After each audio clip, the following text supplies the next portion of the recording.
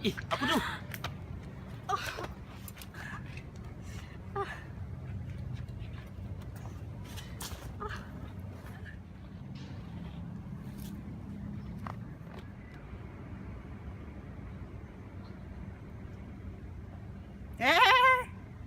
Come here, come here. So now you've seen our fantastical drama acted out by our fantastical actors. And what we've portrayed was the principle of eggshell skull rule.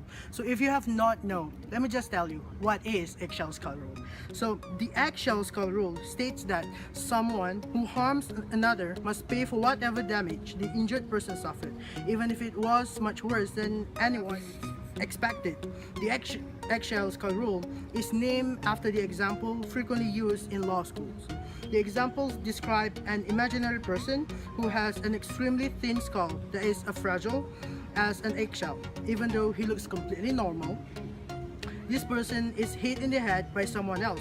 A normal person would only have been bruised by the head, but the person with the eggshell skull rule dies.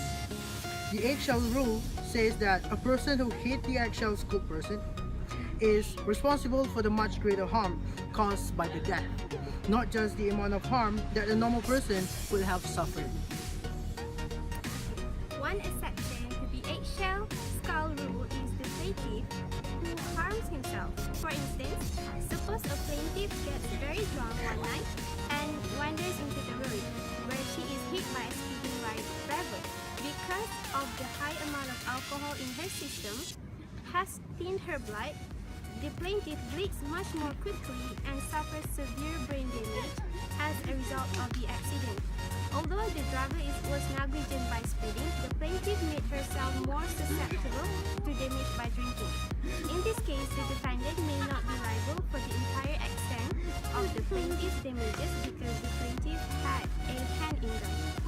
This exception is similar to the rules of contributory negligence and comparative negligence used in some courts.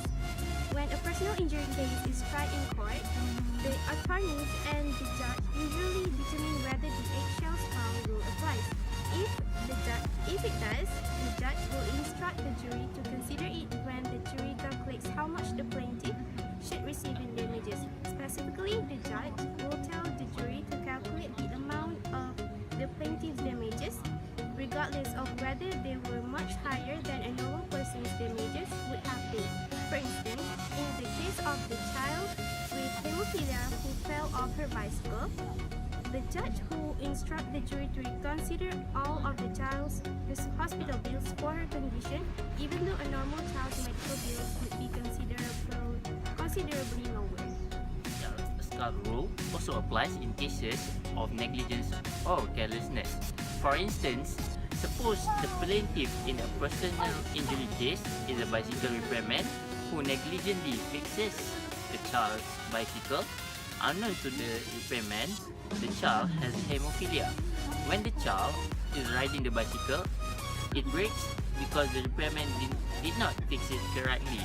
The child falls and scrapes her knees on the pavement and had to be hospitalized due to severe blood loss caused by the hemophilia. In this case, the plaintiff is responsible for all the child's hospital bills, even though he did not foresee that the child might bleed dangerously if she fell off the broken bicycle.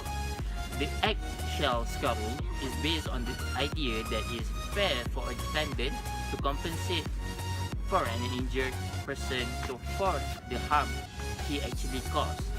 Therefore, the defendant must take the plaintiff as he finds him invisible medical condition and all. The defendant is not, however, required to show a higher duty of care to the eggshell plaintiff. The duty of care is the same whether or not a plaintiff has a pre-existing physical, mental, or emotional condition. And when the court applied the eggshell skull rule, the plaintiff has no right to claim for the damage because Reasonable men should have sufficient fortitude to withstand the incident happening in front of their eyes or happening to themselves.